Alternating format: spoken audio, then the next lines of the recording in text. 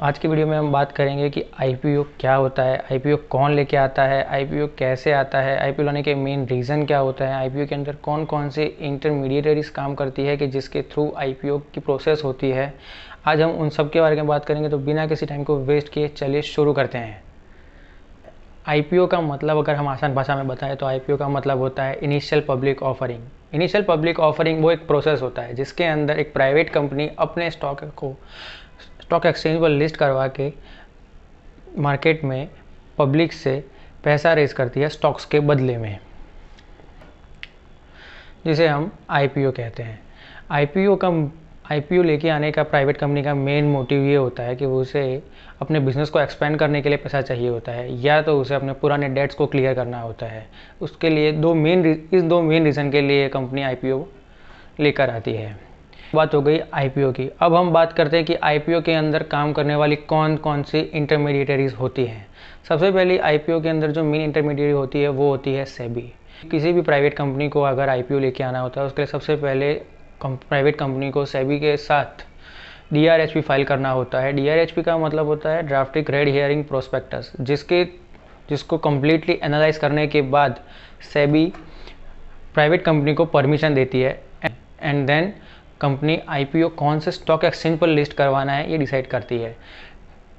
Usually किसी company का IPO NSC पर लिस्ट होता है या सिर्फ बीएसई पर लिस्ट होता है, या मेन केसेस में कंपनी के आईपीओ दोनों स्टॉक एक्सचेंज पर लिस्ट होता है। NSC and BSE stock exchange की बात करें उसके बाद जो आईपीओ के इंटरमीडिएटरीज मेन होती हैं वो होती है बीआरएलएम, जिन्हें हम कहते हैं बुक रनिंग लीड मैनेजर्स, जो कि आईपीओ जिनका मेन काम आईपीओ स्टार्ट होने से आईपीओ के एंड होने तक उनके साथ में रहना होता है। एंड जो लास्ट मेन इंटरमीडिएट होती है वो होती है रजिस्ट्रार्स, कि जिनका मेन वर्क आईपीओ के सब्सक्रिप्शन को ख़त्म होने के बाद का होता है कि जिसको अलॉटमेंट मिली होती है उनको अलॉटमेंट रजिस्ट्रार्स देते हैं, जिनको अलॉटमेंट नहीं मिली उनके अकाउंट में जो पैसा है उनको रिफंड होता है, जो उनको रिलीज़ मिलता है वो रजिस्ट्रार्स के थ्रू मिलता है।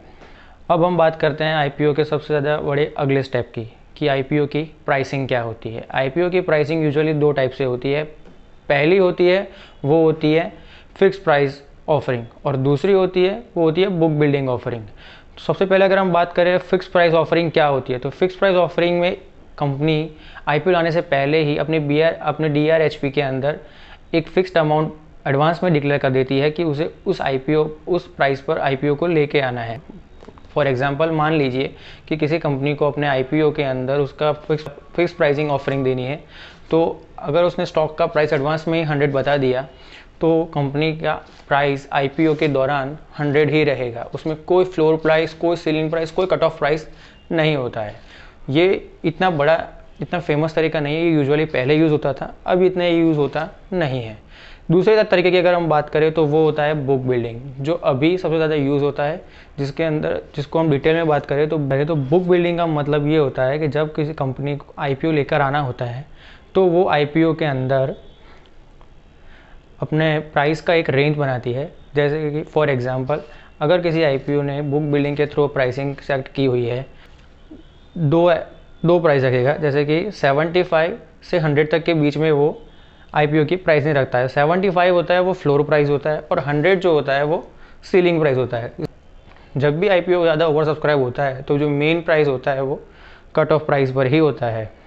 फिक्स प्राइस ऑफरिंग और दूसरी बुक बिल्डिंग की। अब हम आगे की बात करते हैं कि क्या होता है अस्बा और क्या होता है एससीएसबी। अस्बा का मतलब होता है application supported by blocked amount. जब भी आईपीओ आता है, जब भी हम आईपीओ के लिए बिड करते हैं तो हमारे अकाउंट से जो पैसा ब्लॉक होता है अस्बा के थ्रू होता है, और अस्बा के थ्रू ये काम करता है एससीएसबी। एससीएसबी की अगर हम बात करें, एससीएसबी का अगर हम बात करें तो एससीएसबी का मतलब होता है सेल्फ सर्टिफाइड सिंडिकेट बैंक, जो हमारे अकाउंट से पैसे को ब्लॉक करता है, और जब हमें अलॉटमेंट मिलती है तो हमारे अकाउंट से वो पैसा डेबिट करके हमारे डीमैट में हमें स्टॉक्स को अलॉट करवाता है। अगर हमें आईपीओ नहीं मिलता है तो हमारे अकाउंट में जो फंड रिलीज़ होता है वो भी एससीएसबी ही करवाता है। ये बात होती है अस्बा और एससीएसबी। दूसरी, जब ये सारी रेगुलेटरीज के बारे में पता चलता है उसके बाद का जो अगला स्टेप होता है ये होता है आईपीओ में कौन कौन से इन्वेस्टर्स होंगे। सबसे पहले आईपीओ के अंदर जो सबसे बड़े इन्वेस्टर होते हैं वो होते हैं क्यूआईबी। QIB का मतलब होता है क्वालिफाइड इंस्टीट्यूशनल इन्वेस्टर्स। दूसरे होते हैं NII, नॉन इंस्टीट्यूशनल इन्वेस्टर्स। तीसरे होते हैं HNI जो होते हैं हाई नेटवर्थ इंडिविजुअल्स। और चौथे जो होते हैं जिसमें हम और हैं उसको कहते हैं RII, retail individual investors. Mostly हर IPO के अंदर इन सभी इन्वेस्टर्स की अपनी अपनी कैटेगरी डिसाइड पहले से ही की होती है कि इन्वेस्टर्स के बारे में कौन से इन्वेस्टर को किस IPO में कितना % उसके लिए स्टेक अलॉट किया जाता है, उसके बारे में हम डिटेल में अगले वीडियो में बात करें तो वो होती है। और लास्ट जो होता है वो होती है IPO की टाइमलाइन, कि IPO के अंदर मेन जो प्रोसेस होती है वो कैसे काम करती है। तो सबसे पहला जो IPO के अंदर काम होता है वो होती है उसका बिडिंग प्राइस, जो 3 से 4 दिनों की होती है, जिसके अंदर सुबह 10 बजे से शाम को 5 बजे तक IPO के बिडिंग चलती है, जिसके अंदर इन्वेस्टर्स उनमें इन्वेस्ट कर सकते हैं। उन IPO की बिडिंग ख़त्म होने के बाद IPO के अंदर इन्वेस्ट किया नहीं जाता है। IPO की बिडिंग ख़त्म होने के बाद जो अगला स्टेप होता है वो होता है IPO का अलॉटमेंट। जिस भी किसी को IPO का अलॉटमेंट मिला है या नहीं मिला है, जब उसको चेक करना होता है तो उसको रजिस्ट्रार की मेन वेबसाइट पर जाके चेक करना होता है अपना पैन नंबर एंटर करके। अगर उसको मिला होता है तो वो उसको अलॉटेड मिल जाती है, और अगर नहीं मिलता तो उसका जो फंड है वो रिलीज़ हो जाता है और वो उसके अकाउंट में ही मिलता है उसे। अलॉटमेंट के बाद का जो अगला स्टेप होता है वो होता है लिस्टिंग। IPO की जो मेन प्रोसेस होती है उसके बाद जो फाइनल स्टेप जो सबसे ज़्यादा इंपॉर्टेंट होता है वो होती है IPO की लिस्टिंग, कि जिसके अंदर कंपनी के IPO कितना ओवर सब्सक्राइब हुआ उसके अकॉर्डिंग लिस्टिंग होती है। सपोज़ कि कोई IPO अगर बहुत ज़्यादा ओवर सब्सक्राइब हुआ तो उतना ज़्यादा वो लिस्टिंग गेन लेता है, लिस्टिंग गेन से फिर वो लिस्ट होता है। एंड आफ्टर द IPO के अलॉटमेंट के बाद चलिए हम बात करते हैं कि IPO के प्रोज एंड कॉन्स क्या होते हैं, IPO मिलने के क्या हमें फ़ायदे होते हैं और क्या हमें नुकसान हो सकते हैं।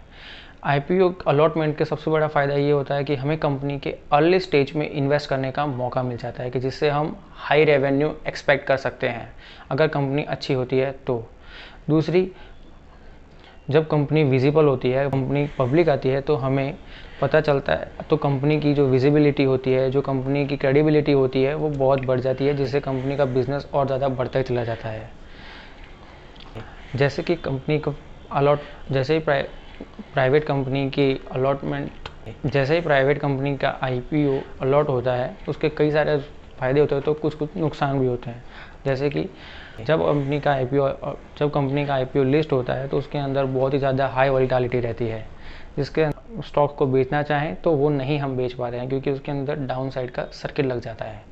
IPO में इन्वेस्ट करने से पहले हमें सबसे पहले कंपनी क्या करती है, कौन से सेक्टर की है, उस सेक्टर का क्या चल रहा है, उस सेक्टर के अंदर कौन कौन से बड़े प्लेयर्स हैं, कैसे उसके साथ वो डील करने वाली है, कंपनी के प्रमोटर्स कैसे हैं, कंपनी के अंदर काम करने वाले मैनेजमेंट कैसा है, कंपनी की मार्केट में क्रेडिबिलिटी कैसी है, वो सब कुछ छानबीन करने के बाद ही IPO में इन्वेस्ट करना चाहिए। तो दोस्तों ये होता है IPO। अगर आपको ऐसे बहुत सारे मज़ेदार टॉपिक फाइनेंस के ओरिएंटेड अगर आपको चाहिए तो आप मुझे मुझे कमेंट बॉक्स में बताते रहिए, मैं आपको उसके लिए और रिगार्डिंग्स वीडियो लेके आता रहूँगा। Thanks for watching. जय हिंद।